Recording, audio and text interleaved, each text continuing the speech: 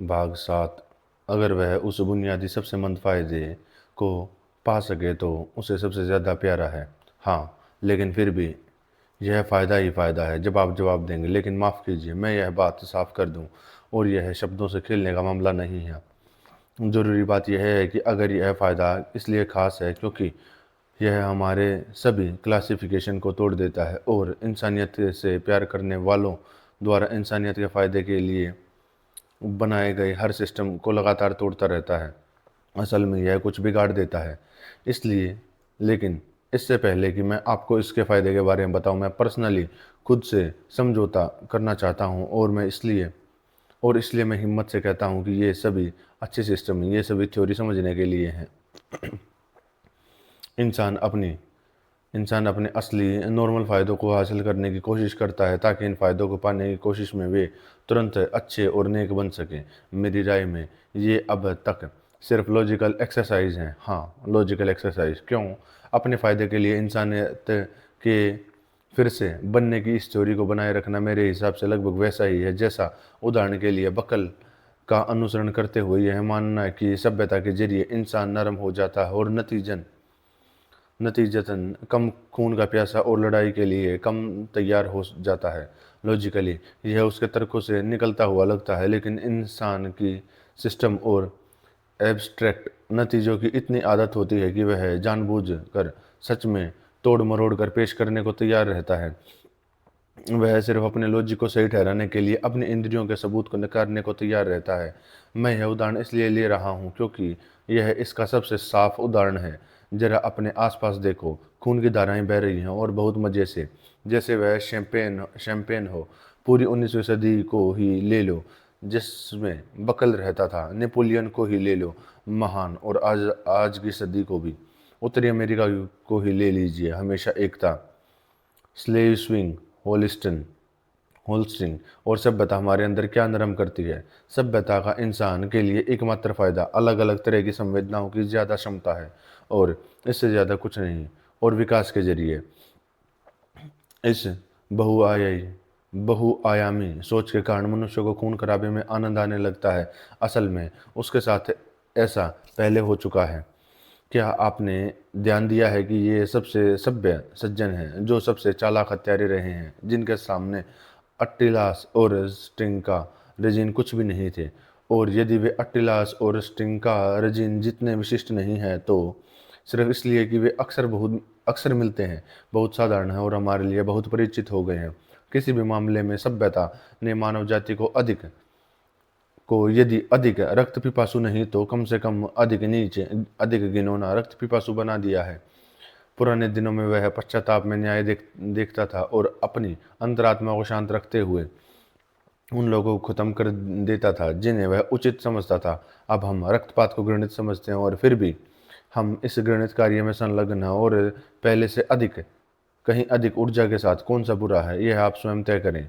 वे कहते हैं कि क्लियोप्रेटा रोमन इतिहास से एक उदाहरण क्षमा करें, अपनी दासियों के स्तनों में सोने की पिनें चुभोने की शौकीन थी। ये समय भी बहुत जंगली है क्योंकि तुलना में पिन अब भी चुभती हैं कि हालांकि इंसान ने अब जंगली जमाने के मुकाबले ज़्यादा साफ दिखना सीख लिया है, फिर भी वह तर्क और विज्ञान के हिसाब से काम करना सीखने में बहुत दूर है। लेकिन फिर भी आपको यह पूरा यकीन है कि जब वह कुछ पुरानी बुरी आदतों से छुटकारा पा लेता है, और जब कॉमन सेंस और साइंस इंसानी स्वभाव को पूरी तरह से फिर से शिक्षित करके उसे एक नॉर्मल इंसान बना देती है, तो उसे जरूर सीखना चाहिए। दिशा, आपको भरोसा है कि इंसान कब रुक जाएगा जानबूझ कर की गई गलती, और यूं कहें तो अपनी इच्छा को अपने नॉर्मल हितों के खिलाफ न रखने के लिए मजबूर होना पड़ेगा? इतना ही नहीं, फिर आप कहते हैं साइंस खुद इंसान को सिखाएगा। हालांकि मेरे हिसाब से यह एक फालतू लग्जरी है कि उसकी असल में कभी कोई अपनी मर्जी या इच्छा नहीं रही है, और वह खुद एक पियानो की या किसी ऑर्गन के स्ट्रोक जैसा है। और इसके अलावा कुदरत के नियम नाम की चीज़ें भी हैं, ताकि वह जो कुछ भी करती है वह उसकी मर्जी से नहीं होता बल्कि कुदरत के नियमों से अपने आप होता है। इसलिए हमें बस कुदरत के नियमों को खोजना है, और इंसान को अपने कामों के लिए जवाबदेह नहीं रहना पड़ेगा, और उसके लिए ज़िंदगी बहुत आसान हो जाएगी। तब बेशक सभी इंसान कामों को इन नियमों के हिसाब से मैथमेटिकली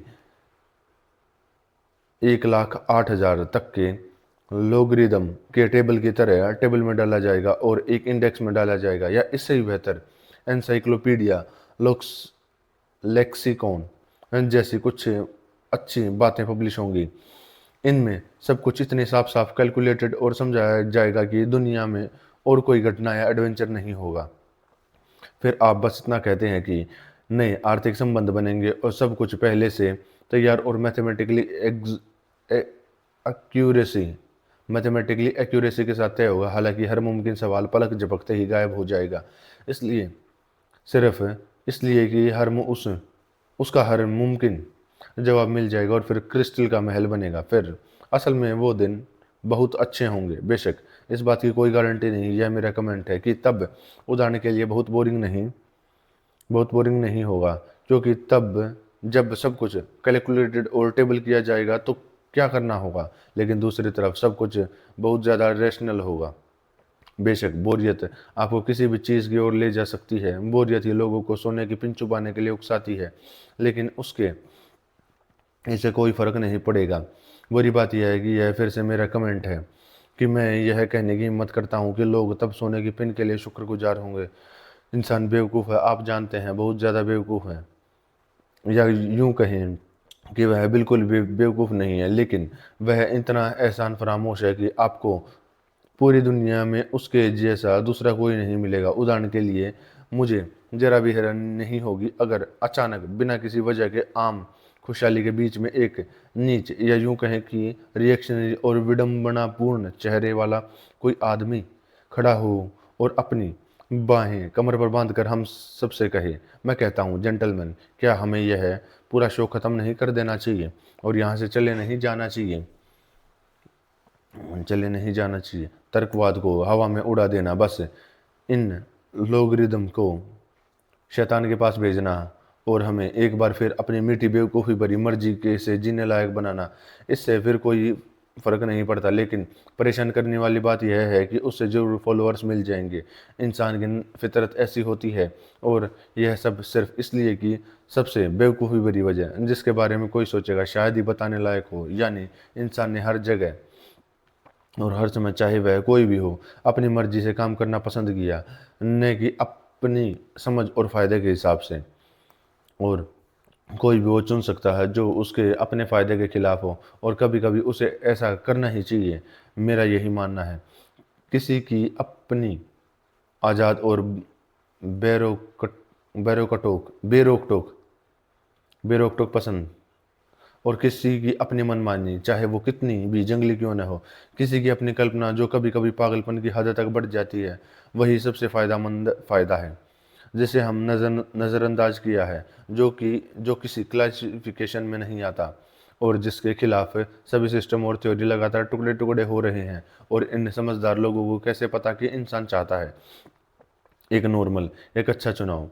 उन्हें ऐसा क्यों लगा है कि इंसान को एक सही और फ़ायदेमंद चुनाव चाहिए?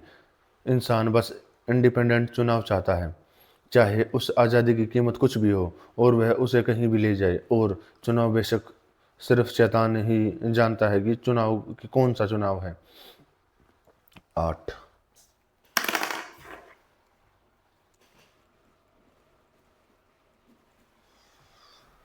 8 हाँ हाँ हाँ, लेकिन आप जानते हैं कि असल में चॉइस जैसी कोई चीज़ नहीं होती, जो चाहे कहिए।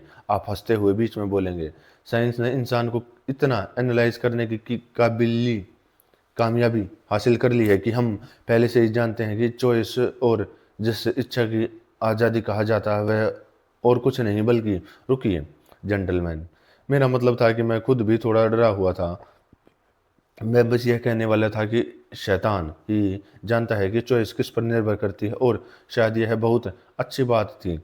लेकिन मुझे साइंस की बात याद आ गई और मैंने खुद को संभाल लिया है और यहाँ अपने इस पर काम शुरू कर दिया है। सच में, अगर किसी दिन हमारी सभी इच्छाओं और मनमर्जियों के लिए कोई फॉर्मूला मिल जाता है, यानी यह समझना कि वे किसी पर निर्भर करती हैं, किन नियमों से पैदा होती हैं, कैसे डेवलप होती हैं, एक मामले में उनका क्या मकसद होता है और दूसरे में क्या वगैरह, वह एक असली मैथमेटिकल फार्मूला है, तो सबसे ज़्यादा संभावना है कि इंसान तुरंत इच्छा महसूस करना बंद कर देगा, बल्कि वह निश्चित रूप से ऐसा करेगा क्योंकि कौन नियम से चुनना चाहेगा। इसके अलावा वह तुरंत एक इंसान से एक ऑर्गन स्टॉप या कुछ ऐसा ही बन जाएगा, क्योंकि बिना इच्छाओं, बिना आज़ादी, बिना मर्जी और बिना चॉइस वाला इंसान क्या है अगर वह एक स्टॉप नहीं है।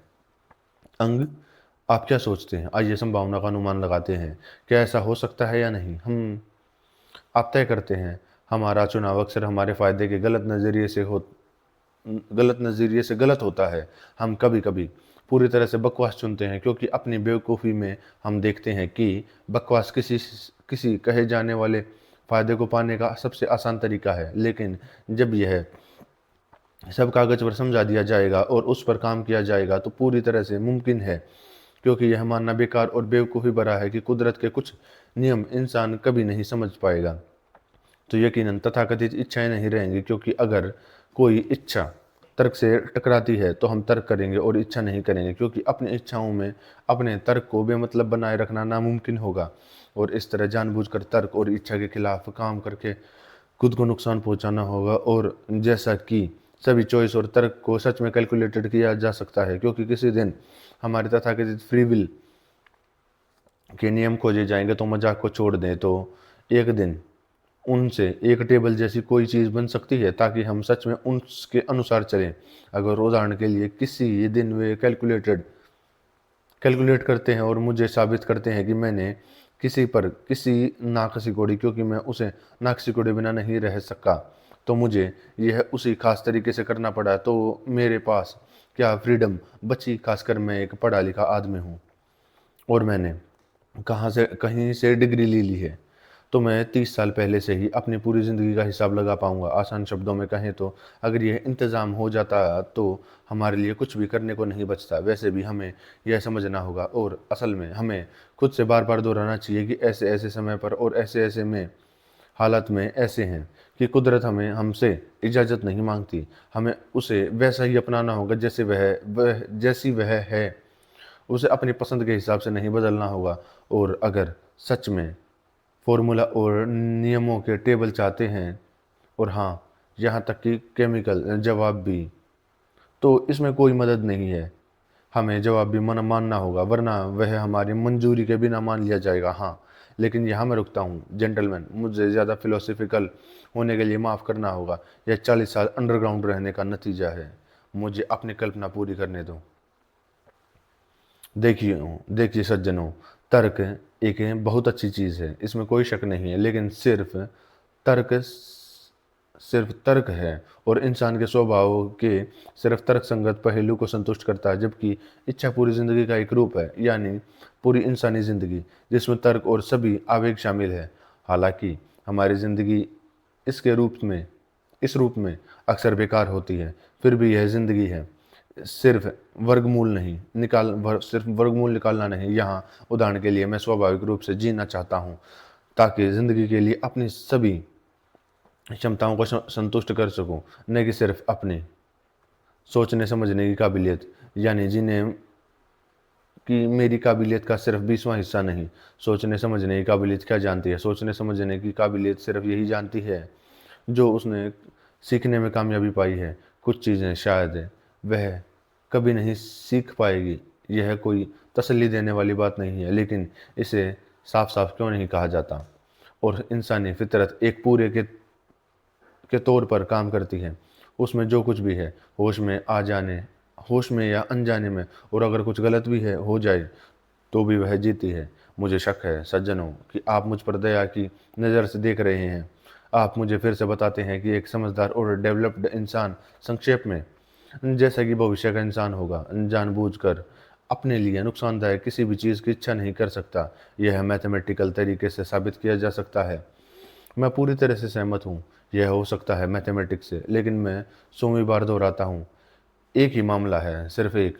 जब इंसान जानबूझकर वह चाह सकता है जो उसके लिए नुकसानदायक है, जो बेवकूफ़ी भरा है, बहुत बेवकूफ़ी भरा है, सिर्फ इसलिए कि उसे अपने लिए बहुत बेवकूफ़ी भरी चीज़ें भी चाहने का हक हो, और सिर्फ ईमानदारी वाली चीज़ें चाहने की मजबूरी से न बंधा हो। बेशक यह बहुत बेवकूफ़ी वाली बात है, हमारी यही मनमानी असल में सज्जनों हमारे लिए दुनिया की किसी भी चीज़ से ज़्यादा फ़ायदेमंद हो सकती है, खासकर कुछ मामलों में। और ख़ास तौर पर यह है किसी भी फ़ायदे से ज़्यादा फ़ायदेमंद हो सकती है जब भी इससे हमें साफ नुकसान होता है। और यह हमारे तर्क के सबसे सही नतीजों के उलट भी होती है। फ़ायदा, क्योंकि किसी भी हालत में यह हमारे लिए सबसे कीमती और सबसे ज़रूरी चीज़ को बचा कर रखता है, यानी हमारी पर्सनैलिटी, हमारी पहचान। कुछ लोग, आप देखिए, मानते हैं कि यह सच में इंसानियत के लिए सबसे कीमती चीज़ है। पसंद, बेशक, अगर वह चाहे तो वह तर्क के हिसाब से हो सकती है, और ख़ासकर अगर इसका गलत इस्तेमाल न किया जाए बल्कि इससे एक दायरे में रखा जाए। यह फ़ायदेमंद है और कभी कभी तारीफ़ के काबिल भी, लेकिन अक्सर और ज़्यादातर बार पसंद पूरी तरह से और ज़िद के साथ तर्क के खिलाफ होती है। और क्या आप जानते हैं कि वह भी फ़ायदेमंद है? कभी कभी तारीफ़ के लायक भी सज्जनों मान लेते हैं कि इंसान बेवकूफ़ नहीं है। असल में कोई यह मानने से इनकार नहीं कर सकता, अगर सिर्फ इस एक बात से कि अगर इंसान बेवकूफ़ है तो समझदार कौन है। लेकिन अगर वह बेवकूफ़ नहीं है तो वह बहुत ज़्यादा एहसान फरामोश है, बहुत ज़्यादा एहसान फरामोश। असल में मेरा मानना है कि इंसान की सबसे अच्छी परिभाषा एहसान फरामोश, दो पैरों वाला है। लेकिन यह सब कुछ नहीं है। यह उसकी यह उसकी सबसे बड़ी कमी नहीं है। उसकी सबसे बड़ी कमी है उसका हमेशा का नैतिक पतन हमेशा का। बाढ़ के दिनों से लेकर स्लेविंग स्लेस्विंग होलिस्टिन होल्स्टीन के समय तक। नैतिक पतन और नतीजन समझदारी की कमी, क्योंकि यह लंबे समय से माना जाता रहा है कि समझदारी की कमी नैतिक पतन के अलावा किसी और वजह से नहीं होती। इसे परखें और इंसानियत के इतिहास पर नज़र डालें। आप क्या देखेंगे? क्या यह एक शानदार नज़ारा है? शानदार नज़ारा, अगर आप चाहें तो। उदाहरण के लिए, रोड्स, यह कुछ काम का है। मिस्टर अन अनाएवस्की ने सही वजह से इसकी गवाही दी है कि कुछ लोग कहते हैं कि यह इंसान के हाथों का काम है, जबकि दूसरे कहते हैं कि इसे खुद कुदरत ने बनाया है। क्या यह कई रंगों वाला हो सकता है? हो सकता है कि यह भी कई रंगों वाला हो। अगर कोई हर ज़माने के सभी लोगों की मिलिट्री और सिविलियन ड्रेस यूनिफ़ॉर्म को देखो, सिर्फ यही कुछ मायने में रखता है। और अगर आप बिना कपड़ों की यूनिफ़ॉर्म पहनेंगे तो आप कभी भी इसके आखिर तक नहीं पहुंच पाएंगे। कोई भी इतिहासकार इस काम के बराबर नहीं होगा।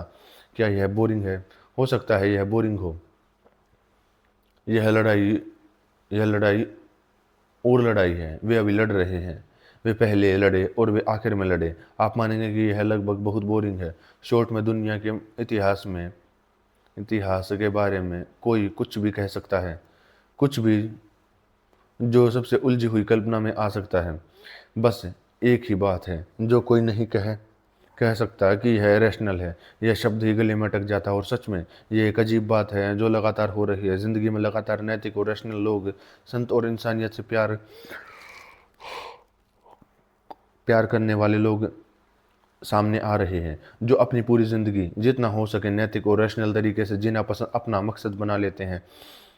एक तरह से कहें तो अपने पड़ोसियों के लिए एक रोशनी बनाना चाहते हैं, बस उन्हें यह दिखाने के लिए कि इस दुनिया में नैतिक और रैशनल तरीके से जीना मुमकिन है। और फिर भी हम सब जानते हैं कि वही लोग कभी न कभी झूठ से निकले हैं, खुद ही कोई अजीब चाल चलते हैं जो अक्सर बहुत ही बेकार होती है। अब मैं आपसे पूछता हूँ, इंसान से क्या उम्मीद की जा सकती है? क्योंकि वह अजीब खूबियों वाला प्राणी है। उस पर दुनिया की हर नेमत बरसा दो, उसे खुशियों के समुद्र में डुबा दो ताकि ऊपर सिर्फ खुशी के बुलबुले ही दिखें।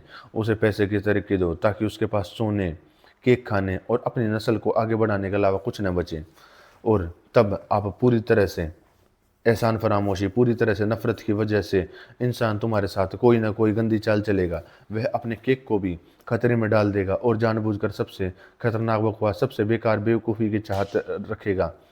बस इस सारी पॉजिटिविटी अच्छी समझ में अपना खतरनाक सब अजीब हिस्सा लेने के लिए, यह सिर्फ उसे उसके अजीब सपने, उसकी बेवकूफ़ी है जिसे वह बनाए रखना चाहेगा, बस खुद को साबित करने के लिए, जैसे कि यह बहुत ज़रूरी हो कि इंसान अभी भी इंसान है, पियानो की चाबियाँ नहीं। जैसे कुदरत के नियम इतनी पूरी तरह से कंट्रोल करने की धमकी देते हैं कि जल्द ही कोई कैलेंडर के अलावा कुछ नहीं चाहेगा। और बस और बात बस इतनी नहीं है।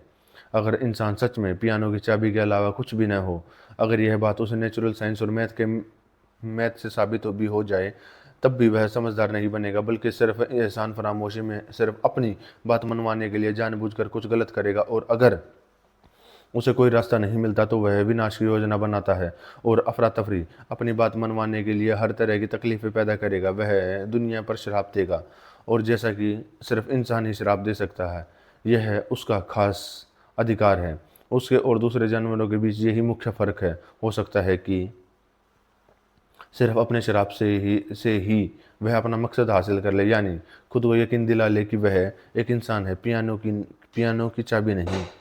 अगर आप कहते हैं कि यह सब कुछ यह सब भी कैलकुलेट और टेबल किया जा सकता है, अफरा तफरी और शराब, ताकि पहले से यह सब कुछ कैलकुलेट करने की संभावना ही सब कुछ रोक दे और तर्क से फिर से अपनी बात मनवा ले, तो इंसान जानबूझकर पागल हो जाएगा ताकि तर्क से छुटकारा मिल सके और अपनी बात मनवा सके। मैं इस पर विश्वास करता हूँ कि मैं इसके लिए जवाब देता हूँ, क्योंकि इंसान का पूरा काम असल में हर मिनट खुद को यह साबित करने में ही लगता है कि वह इंसान है, पियानो की नहीं।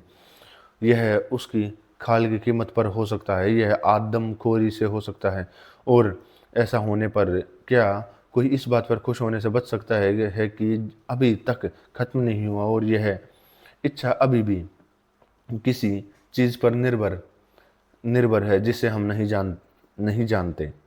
आप मुझ पर चिल्लाएंगे, यानी अगर आप ऐसा करने की हिम्मत करते हैं कि कोई भी मेरी आज़ाद मर्जी को नहीं छू रहा है, कि उन्हें बस इस बात की फ़िक्र है कि मेरी मर्जी अपने आप अपनी आज़ाद मर्जी से मेरे अपने आम फ़ायदों, कुदरत और हिसाब किताब के नियमों से मेल खाए। हे भगवान, सज्जनों, हम सब टेबुलेशन और अरिथमेटिक पर आते हैं तो किस प्रकार की फ्री विल बचती है जब यह क्या 2 बार 4 बार होते हैं, 2 बार 2 4 होते हैं,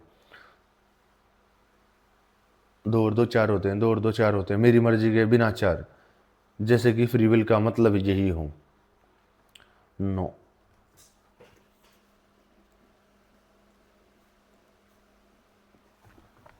नो जेंटलमैन, मैं मजाक कर रहा हूँ और मैं खुद जानता हूँ कि मेरे मजाक शानदार नहीं है, लेकिन आप जानते हैं कि हर चीज़ को मजाक की तरह लिया जा सकता है। शायद मैं इसके खिलाफ मजाक कर रहा हूँ। जेंटलमैन, मैं सवालों से परेशान हूँ, मेरे लिए उनके जवाब दीजिए। उदाहरण के लिए, आप लोगों को उनकी पुरानी आदतों से ठीक करना चाहते हैं और इन साइंस के हिसाब से उनकी इच्छा शक्ति को सुधारना चाहते हैं, और अच्छी समझ। लेकिन आपको कैसे पता? न सिर्फ यह मुमकिन है, बल्कि यह भी इस तरह के इंसान को सुधारना डिज़ायरेबल है। और आप इस नतीजे पर कैसे पहुंचते हैं कि इंसान की आदतों में सुधार की ज़रूरत है? आसान शब्दों में, आपको कैसे पता कि ऐसा इंसान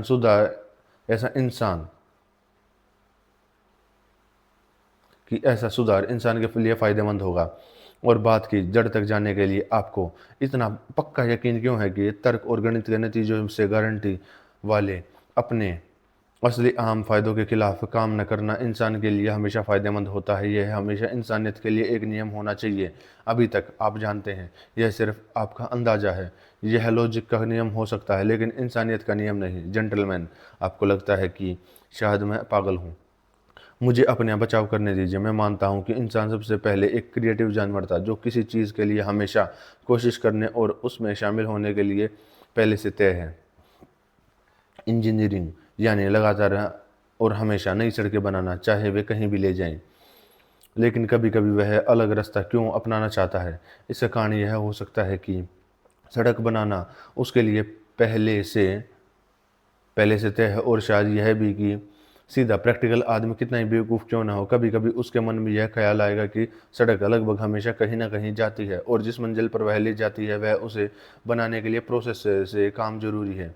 और सबसे ज़रूरी बात यह है कि अच्छे व्यवहार वाले बच्चे को इंजीनियर से नफरत करने से बचाया जाए और इस तरह जानलेवा आलस्य को बढ़ावा मिले, जो जैसा कि हम सब जानते हैं सभी बुराइयों की जड़ है। इंसान को सड़कें बनाना पसंद है, और बनाना यह एक ऐसी बात है जिस पर कोई बहस नहीं हो सकती, लेकिन उसे तबाही और अव्यवस्था से भी इतना गहरा प्यार क्यों है, मुझे बताओ। लेकिन इस बारे में मैं खुद कुछ बातें कहना चाहता हूँ।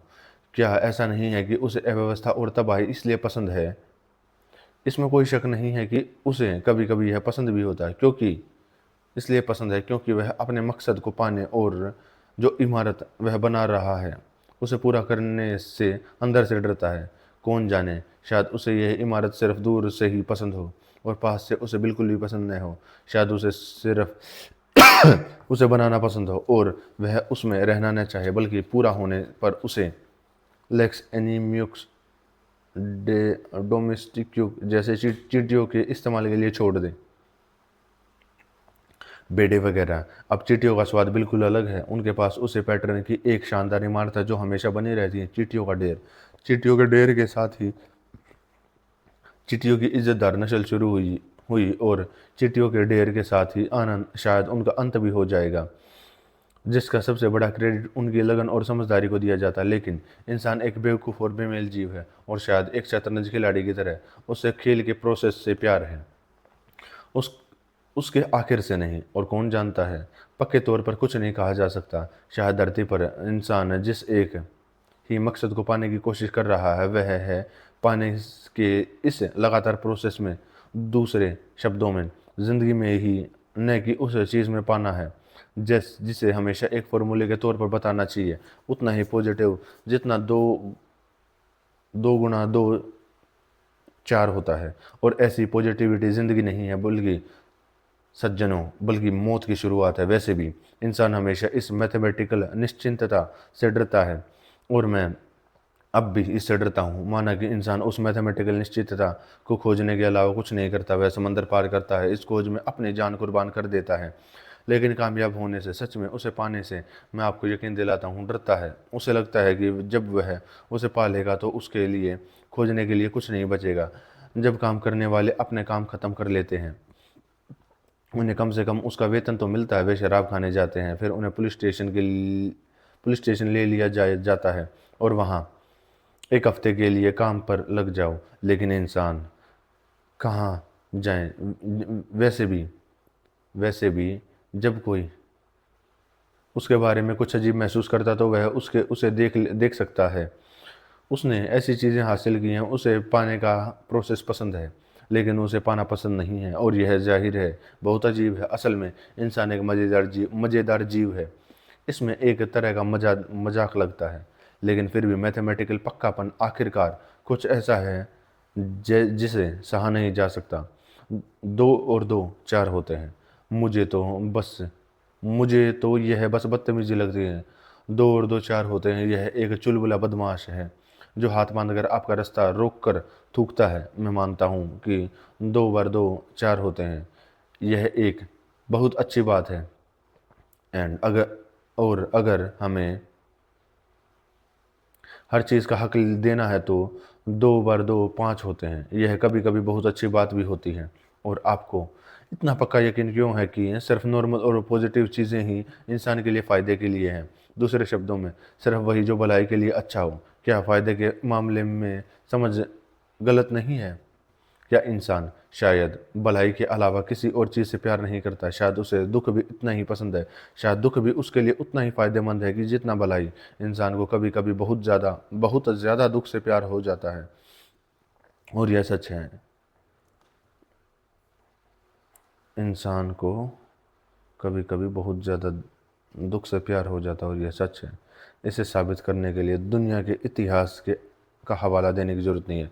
बस खुद से पूछिए कि आप इंसान हैं और कभी जिया है? जहाँ तक मेरी पर्सनल राय है, मुझे लगता है कि सिर्फ भलाई की परवाह करना बिल्कुल गलत है, चाहे वह अच्छी हो या बुरी। कभी कभी चीज़ों को तोड़ना भी बहुत अच्छा लगता है। मैं दुख या भलाई से कोई मतलब नहीं रखता।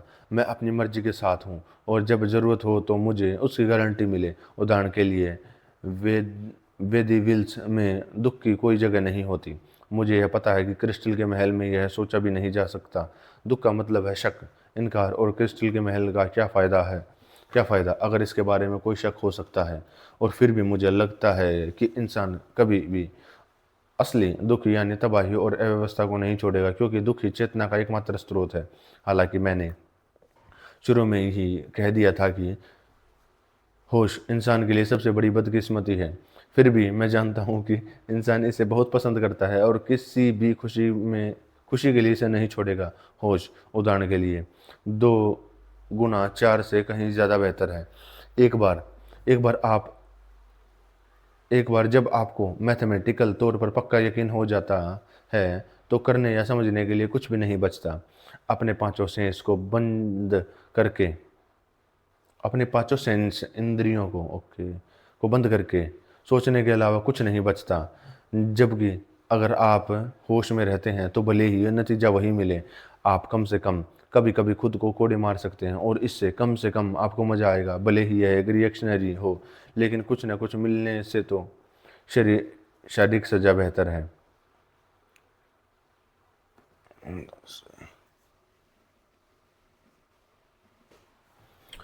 थस आप क्रिस्टल के एक ऐसे महल में विश्वास करते हैं जिसे कभी ख़त्म नहीं किया जा सकता है। एक ऐसा महल जिसके सामने कोई अपनी जीभ नहीं निकाल पाएगा या चुपके से नाक नहीं सिकोड़ पाएगा। और शायद इसलिए मैं इस इमारत से डरता हूँ कि यह क्रिस्टल की है और इसे कभी ख़त्म नहीं किया जा सकता और कोई चुपके से भी इसे देखकर अपनी जीभ नहीं निकाल सकता। देखो, अगर यह महल नहीं बल्कि मुर्गी घर होता तो मैं भीगने से बचने के लिए उसमें घुस जाता। और फिर भी मैं मुर्गी घर को महल नहीं कहता क्योंकि वह मुझे सूखा सूखा रखता है। तुम हंसते हो और कहते हो कि ऐसे हालात में मुर्गी घर एक हवेली जितना ही है।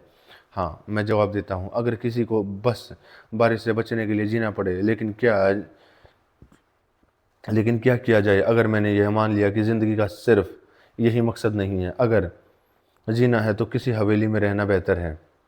बेहतर यह है, मेरी पसंद है, मेरी इच्छा है। आप इसे तभी ख़त्म कर पाएंगे जब आप मेरी पसंद बदल देंगे। ठीक है, इसे बदलिए, मुझे किसी और चीज़ से लुभाइए, मुझे कोई और आइडियल आइडियल दीजिए आइडियल आइडल दीजिए। लेकिन इस बीच में मुर्गी घर को हवेली नहीं समझूंगा। क्रिस्टल का महल एक बेकार सपना हो सकता है कि यह प्रकृति के नियमों के खिलाफ हो और मैंने इसे सिर्फ अपनी बेवकूफ़ी से, अपनी पीढ़ी को पुरानी बेतुकी आदतों से बनाया है। लेकिन मुझे इससे क्या फ़र्क पड़ता है कि यह एक जैसा नहीं है। इससे कोई फ़र्क नहीं पड़ता। फ़र्क इसलिए है क्योंकि यह मेरी इच्छाओं में है, या यूँ कहें कि जब तक मेरी इच्छाएं तब तक है। शायद आप फिर से हंस रहे हैं। हंस लो, मैं भूख लगने पर संतुष्ट होने का दिखावा करने की बजाय कोई भी मजाक सह लूँगा। वैसे भी मुझे पता है कि मैं किसी समझौते, बार बार आने वाले जीरों से पीछे नहीं हटूँगा सिर्फ इसलिए कि यह प्रकृति के नियमों के मुताबिक है और असल में मौजूद है। मैं अपनी इच्छाओं के ताज के तौर पर गरीबों के लिए 1000 साल की लीज पर किराए के मकान वाली इमारतों का ब्लॉक और शायद किसी डेंटिस्ट का साइन बोर्ड लटका हुआ नहीं मानूंगा।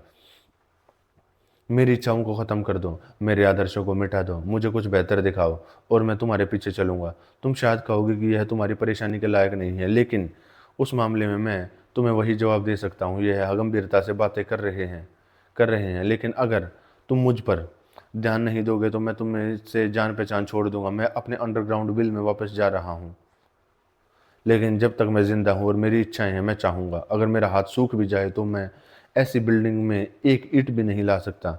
मुझे यह मत याद दिलाना कि मैंने क्रिस्टल के महल को सिर्फ इसलिए मना किया है क्योंकि कोई बुझा नहीं सकता। अपनी ज़बान बाहर निकालने का शौक़ है। मैंने इसलिए नहीं कहा क्योंकि मुझे अपनी ज़बान बाहर निकालने का बहुत शौक़ है। शायद मुझे इस बात से चिढ़ थी कि आपकी सभी इमारतों में से एक भी ऐसी नहीं है जहाँ कोई अपनी ज़बान बाहर न निकाल सके। इसके उलट, अगर चीज़ें उस तरह से व्यवस्थित हो सके कि मेरी ज़बान बाहर निकलने की सारी इच्छा ही ख़त्म हो जाए तो मैं शुक्रगुजार होकर अपनी ज़बान काट लूँगा। यह मेरी गलती नहीं है कि चीज़ें इस तरह से व्यवस्थित नहीं हो सकती और किसी को मॉडल फ्लैट से ही संतुष्ट होना पड़ता है। तो फिर मुझ में ऐसी इच्छाएं क्यों हैं? क्या मुझे बनाया जा सकता है? क्या सिर्फ इस नतीजे पर पहुंचने के लिए मेरा सारा कंस्ट्रक्शन धोखा है? यह है, क्या यही मेरा पूरा मकसद हो सकता है? मुझे इस पर यकीन नहीं है, लेकिन क्या आप जानते हैं कि मुझे यकीन है कि हम अंडरग्राउंड लोगों को काबू में रखना चाहिए। भले ही हम 40 साल अंडरग्राउंड में बिना बात किए बैठे रहें, लेकिन जब हम दिन की रोशनी से में बाहर आते हैं और बाहर निकलते हैं तो हम बातें करते हैं और बातें करते हैं और बातें करते हैं। 11।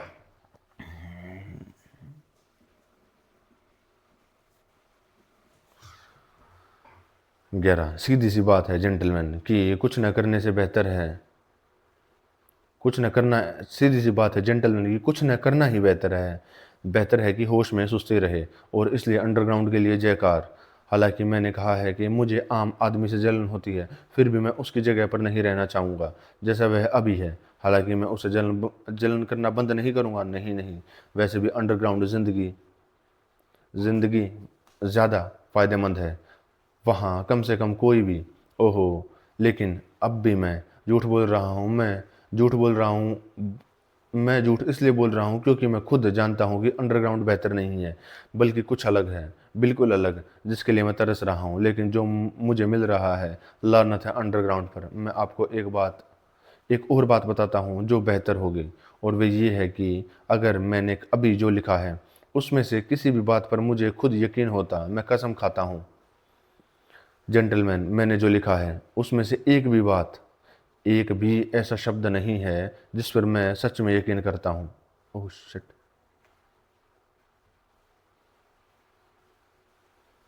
जेंटलमैन, मैंने जो कुछ लिखा है उसमें से एक भी शब्द ऐसा नहीं जिस पर मैं सच में यकीन करता हूँ। यानी सच में मैं इस पर विश्वास करता हूँ, लेकिन साथ ही मुझे लगता है और शक भी है कि मैं एक मोची की तरह झूठ बोल रहा हूँ। तो फिर तुमने यह सब क्यों लिखा है, तुम मुझसे कहोगे। तुम्हें मुझे मुझे तुम्हें 40 साल तक बिना कुछ किए अंडरग्राउंड कर देना चाहिए और फिर तुम्हारे पास आना चाहिए। तहखाने में जाकर पता लगाओगे कि तुम किस स्टेज पर पहुंच गए हो। कोई आदमी 40 साल तक बिना कुछ किए कैसे रह सकता है? क्या यह शर्मनाक नहीं है? क्या यह बेइज्जती वाली बात नहीं है? शायद आप नफरत से सिर हिलाते हुए कहेंगे, तुम जिंदगी के प्यासे हो और जिंदगी की मुश्किलों को लॉजिकल उलझनों से सुलझाने की कोशिश करते हो, और तुम्हारी बातें कितनी जिद्दी और कितनी बेशर्म की हैं, और साथ ही तुम कितने डरे हुए हो। तुम बकवास करते हो और सिर्फ उससे खुश होते हो। तुम बेशर्मी भरी बातें करते हो और लगातार डरे रहते हो और उनके लिए माफ़ी मांगते हो। तुम कहते हो कि तुम्हें किसी चीज़ से डर नहीं लगता और साथ ही हमारी अच्छी राय बनाने की कोशिश करते हो। तुम कहते हो कि तुम दांत पीस रहे हो और साथ ही साथ तुम हमें खुश करने के लिए मजाकिया बनने की कोशिश करते हो। तुम जानते हो कि तुम्हारी मजाकिया बातें मजाकिया नहीं है, लेकिन तुम साफ तौर पर उनकी लिखने की वैल्यू से खुश हो सकता है तुमने सच में दुख झेला हो, लेकिन तुम्हें अपने दुख की कोई इज्जत नहीं है। हो सकता है कि तुमने ईमानदारी हो, लेकिन तुम्हें शर्म नहीं है। छोटी मोटी घमंड की वजह से तुम अपनी ईमानदारी को पब्लिसिटी और बदनामी के लिए दिखाते हो। तुम बेशक कहना चाहते हो कि, लेकिन डर के मारे अपनी आखिरी बात छिपा लेते हो। लेकिन तुम में उसे कहने का पक्का इरादा नहीं है और सिर्फ कायरता भरी बेशर्मी है। तुम होश में होने का घमंड करते हो, लेकिन तुम्हें अपनी तुम्हें अपनी ज़मीन का पक्का पता नहीं है, क्योंकि तुम्हारे तुम्हारा दिमाग तो काम करता है, लेकिन तुम्हारा दिल अंधेरा अंधेरा और ख़राब है। और बिना साफ दिल के तुम पूरी पूरी सच्ची चेतना चेतना नहीं पा सकते। और तुम कितने दखल देते हो, कैसे जिद करते हो और मुंह बनाते हो। झूठ झूठ झूठ। बेशक तुमने जो भी बातें कही हैं वे सब मैंने खुद बनाई है, वह भी ज़मीन के नीचे से है। मैं 40 साल से ज़मीन के नीचे एक दरार में आपकी बातें सुन रहा हूँ। मैंने उन्हें खुद बनाया है। मैं कुछ भी नहीं बना सकता था। इसमें कोई हैरानी की बात नहीं है। मैंने इसे रट लिया है और इसने एक साहित्यिक रूप ले लिया है। लेकिन क्या तुम सच में इतने बोले हो सकते हो कि सोचो, मैं यह सब छापूंगा और तुम्हें भी पढ़ने के लिए दूंगा। और एक और प्रॉब्लम, मैं तुम्हें जेंटलमैन क्यों कहता हूँ? मैं तुम्हें ऐसे क्यों बुलाता हूँ जैसे तुम सच में मेरे रीडर हो? जो मैं कन्फेशन देना चाहता हूँ वे कभी छपे नहीं जाते और न ही दूसरे लोगों को पढ़ने के लिए दिए जाते हैं। वैसे भी मैं इसके लिए इतना मजबूत दिमाग का नहीं हूँ, और मुझे समझ नहीं आता कि मुझे ऐसा क्यों होना चाहिए। लेकिन देखिए, मेरे मन में एक ख्याल आया है कि मैं इसे किसी भी कीमत पर पूरा करना चाहता हूँ। जो आपको समझता हूँ, हर आदमी के मन में कुछ कुछ यादें होती हैं जो वह सबको नहीं बल्कि सिर्फ अपने दोस्तों को बताना चाहता है। उसके मन में और भी बातें होती हैं जो वह अपने दोस्तों को भी नहीं बल्कि सिर्फ खुद को बताना चाहता है, और वह भी चुपके से। लेकिन कुछ और भी बातें होती हैं जिन्हें वह इंसान खुद को भी बताने से डरता है, और हर अच्छे आदमी के पास ऐसी कई बातें जमा होती हैं उसके मन में। वह जितना अच्छा होता है, उसके मन में ऐसी बातें उतनी ही ज़्यादा होती हैं। वैसे वैसे मैंने हाल ही में अपने कुछ शुरुआती एडवेंचर को याद करने का तय किया है। अब तक मैं हमेशा उनसे बचता रहा हूँ, थोड़ी सी बेचैनी के साथ। अब जब मैं सिर्फ उन्हें याद कर रहा हूँ बल्कि असल में उनके बारे में लिखने का भी तय कर लिया है, तो मैं यह एक्सपेरिमेंट करना चाहता हूँ कि क्या कोई खुद के साथ भी पूरी तरह से खुला रह सकता है और पूरी सच्चाई से डर नहीं सकता। मैं ब्रेकेट में यह बताऊंगा कि हाइन कहते हैं कि एक सच्ची ऑटोबायोग्राफी लगभग नामुमकिन है और आदमी अपने बारे में झूठ बोलने के लिए मजबूर है। उनका मानना है कि रूसो ने अपने कन्फेशन में अपने बारे में जरूर झूठ बोला था और घमंड में जानबूझकर झूठ भी बोला था, लेकिन मुझे यकीन है कि हाइन सही है। मैं अच्छी तरह समझता हूँ कि कैसे कभी कभी कोई सिर्फ घमंड में आम जुर्मों के लिए खुद को जिम्मेदार ठहरा सकता है, और सच में मैं उस तरह के घमंड को अच्छी तरह से समझ सकता हूँ। लेकिन हाइन ने उन लोगों को जज किया जिन्होंने पब्लिक के सामने अपने कन्फेशन किए थे।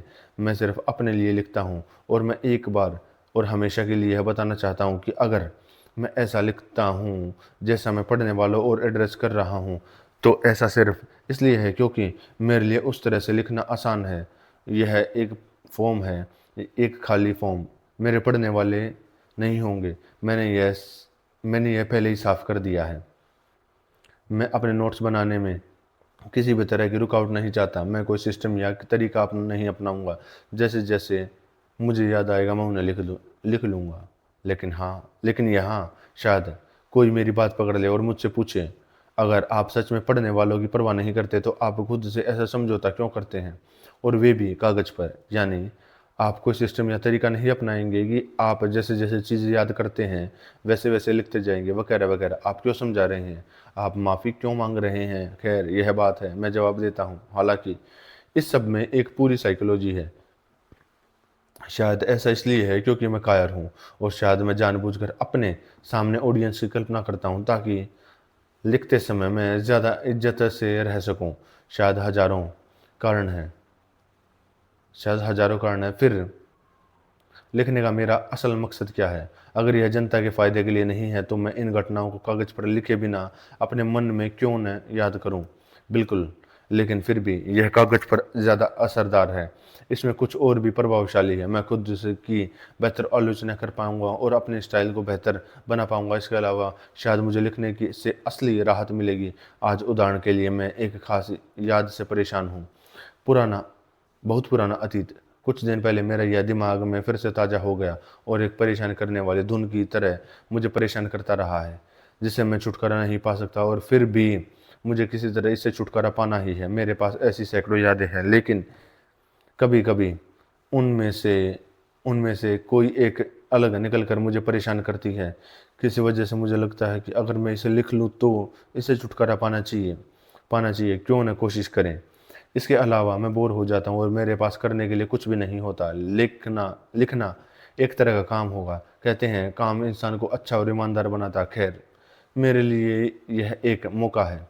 फिर भी आज बर्फ़ गिरी है, पीली और गंदी। कल भी गिरी थी और कुछ दिन पहले भी। मुझे लगता है कि गीली बर्फ़ ने मुझे उस घटना की याद दिला दी है जो मैंने अब इसे भुलाया नहीं जा सकता, और इसलिए इसे गिरती बर्फ़ के बारे में एक कहानी बनने दो। भाग दो भाग दो गीली बर्फ़ के बारे में। जब अंधेरे त्रुटि के अधीनता से मेरे भावुक उपदेश के शब्द तुम्हारी बेहोश आत्मा को मुक्त कर दिया था, और तेरे दुख में तड़पता हुआ तुमने शाप के साथ याद किया है वह बुराई जिसने तुम्हें घेर लिया था, और वह तुम्हारी सोती हुई अंतरात्मा यादों की आग, तड़पती आग से परेशान होकर मेरे आने से पहले ही तुमने अपनी जिंदगी के भयानक दौर को दिखा दिया था। अब अचानक मैंने तुम्हें बीमार देखा और रोते हुए, अपने दुखी चेहरा छिपाते हुए, गुस्से में, पागल, डर से भरा हुआ, गंदी बेइज्जती की यादों से। नोक्रासो, जूलियट सोसिक द्वारा अनुवादित। ओके। मैं मैं उस समय में मैं सिर्फ 24 साल का था।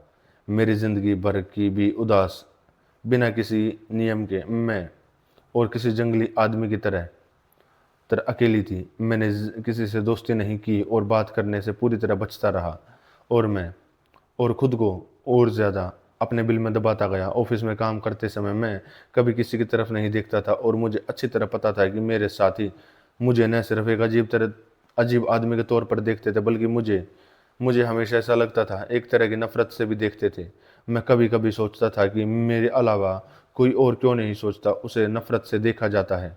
एक क्लर्क का चेहरा बहुत ही घिनौना दागों वाला था, जो बिल्कुल विलेन जैसा लगता था। मुझे लगता है कि मैं ऐसे भद्दे चेहरे वाले किसी को भी देखने की हिम्मत नहीं कर सकता।